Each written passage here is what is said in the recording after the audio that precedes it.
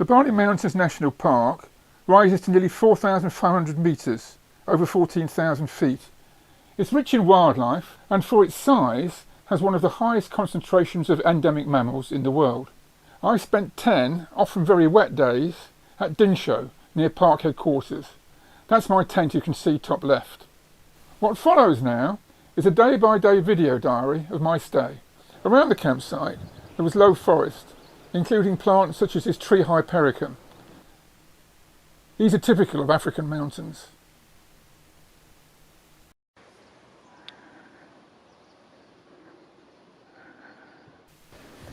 One of the most striking trees is known locally as the kossa.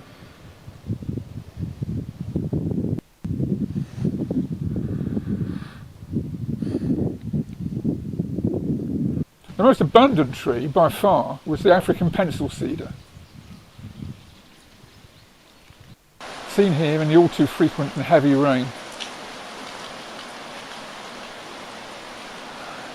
The area all around the campsite was heavily used by groups of extremely tame mountain nyala, an antelope endemic to Ethiopia.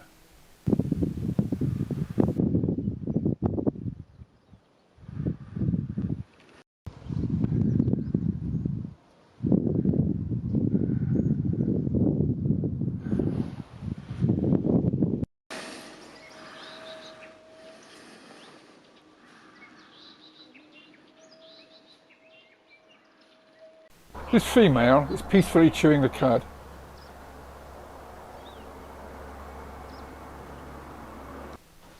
Unlike the females, the males have strong horns and are generally much larger.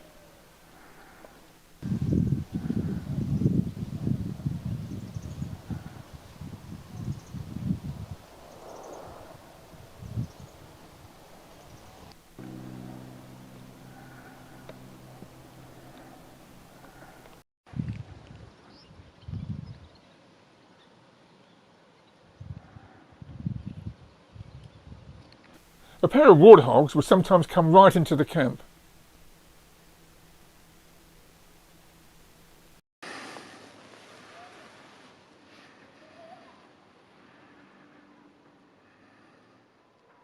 Twice a day I had to tear myself away from the beautiful forest and head down to the bustling little town of Dinsho for breakfast and dinner. Here we have the cups ready for the coffee ceremony. An integral part of Ethiopian life.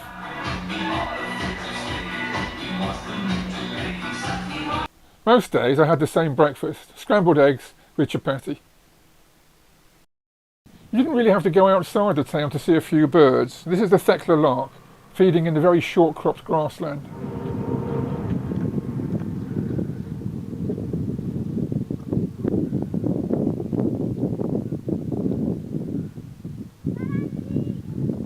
Closely accompanied by a streaky seed eater.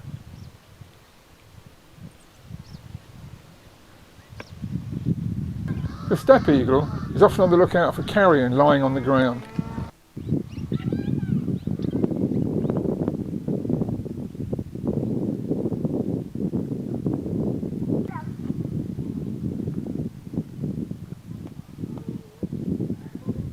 The wattled ibis often forms quite large flocks in wet grassland close to towns and villages.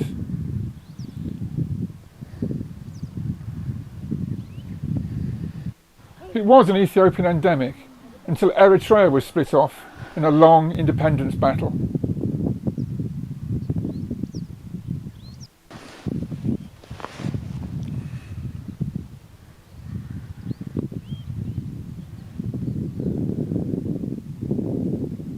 Back in the forest, I was fortunate to chance upon this beautiful day-flying hawk moth. It was feeding on thistle flowers next to a painted lady butterfly.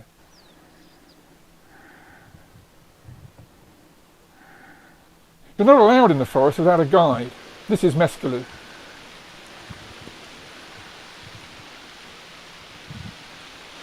Sometimes I didn't need Mescalu because I didn't need to leave the camp.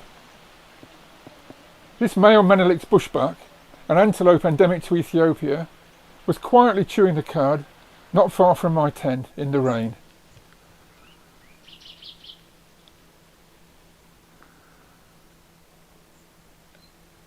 I also got really lucky one afternoon when a group of yellow-fronted parrots came into some pencil cedars very close to my tent. This species of parrot is endemic to Ethiopia.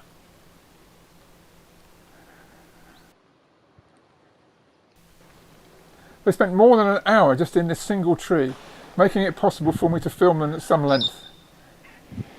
What they're eating is the seeds.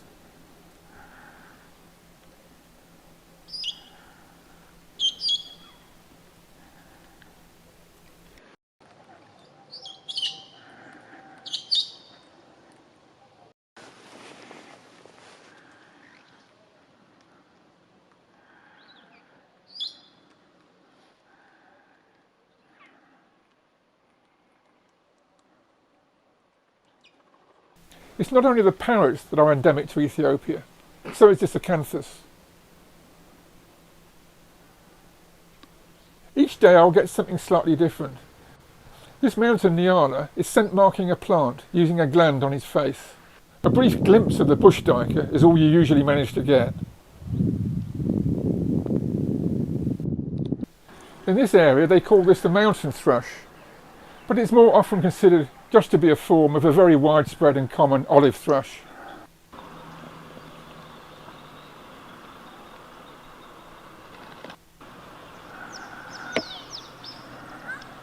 On my final day, I hired a car to go up to the highest region of the park, the Seneti Plateau. As you can see, donkeys are still one of the main modes of transport in Ethiopia. There are millions of them. Just before the park entrance, we passed a nice group of wattled ibises.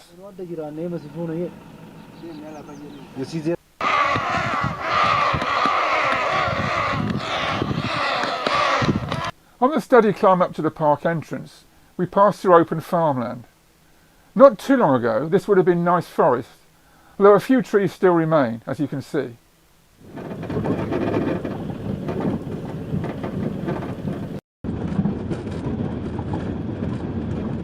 We're now in the park, on the Seneti Plateau, most of which lies over 4,000 metres, more than 12,000 feet. There are millions of white everlasting clumps. Not more than 10 minutes into the park, we came across one of the birds I was hoping to see. This is the blue-winged goose, which is endemic to the highlands of Ethiopia.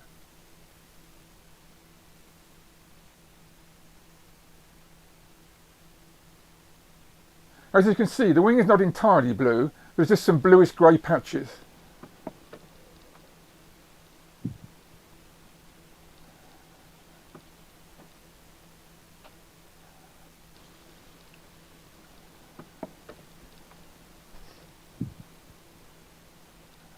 The white-coloured pigeon is another highland species, endemic to Ethiopia and Eritrea.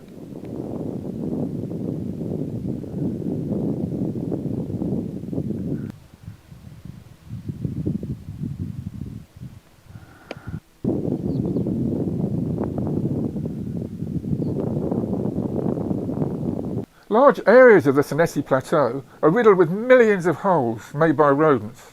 It's like walking on a huge Gruyere cheese.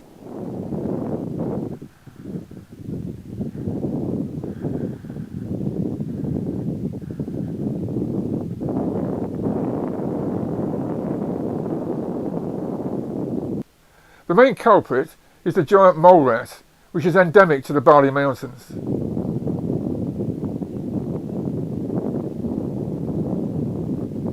With its eyes and nostrils near the top of its head, it doesn't have to come far out of its burrow, which it's very reluctant to do anyway. So this is about all you normally get to see of it, just its head poking out of the burrow. If you're an Ethiopian wolf or a bird of prey such as an eagle, this is what you're hoping to see, a mole rat right out of its burrow.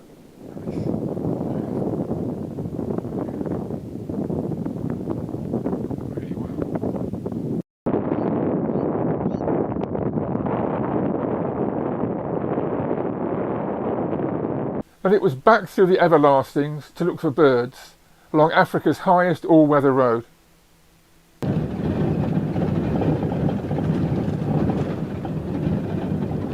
This auger buzzard did me a favour by perching on a rock right beside the road.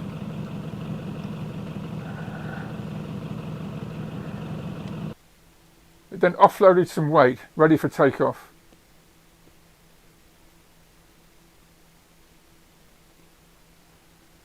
Large flocks of Ethiopian siskins were constantly crossing the road in front of the car. This is another bird which is endemic to the Ethiopian highlands. Like most finches, it feeds on seeds.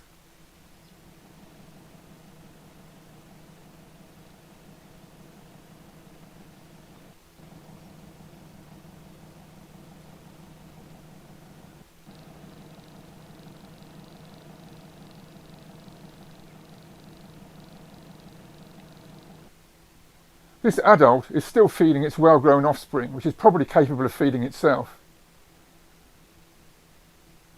I was really fortunate to see this Ethiopian wolf, always rare. Most of them in Bale Mountains have recently died of rabies. Fortunately, the stately wattled crane, although rare, is nothing like as endangered as the wolf.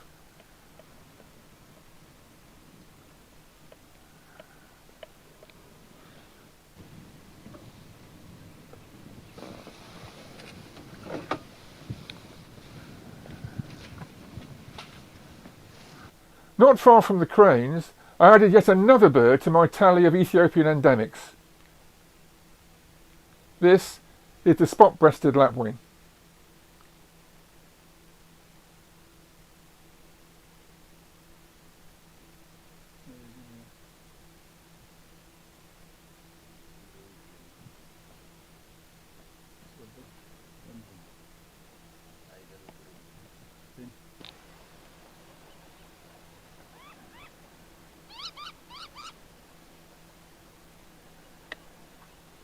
Several different kinds of endemic grass rats also live in holes in the ground in the Seneti Plateau. These are the main prey for the Ethiopian wolf.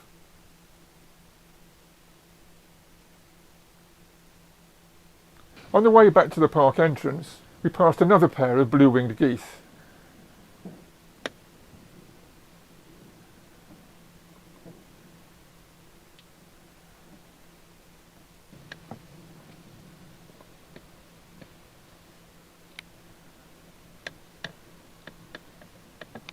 It was then a case of heading down towards the sunlit lowlands. Here you can see cattle grazing illegally in the park. Illegal grazing by cattle and goats is a major problem in Ethiopian parks, especially up here where the upland habitat is extremely fragile. Leaving the park behind doesn't necessarily mean leaving behind all the endemic birds. This is Rouget's rail, endemic to Ethiopia and Eritrea.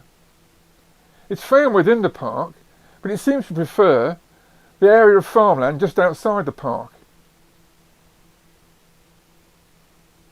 In fact, here it's in somebody's garden on the edge of a small village.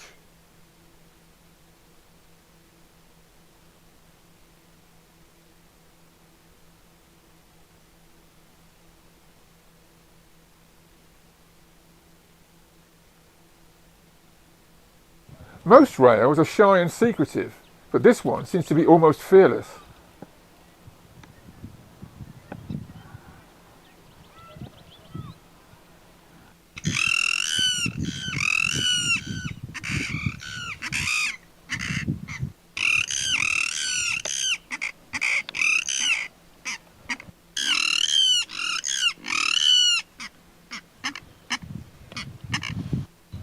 Everything you've just seen on the Seneti Plateau was filmed in about 7 hours.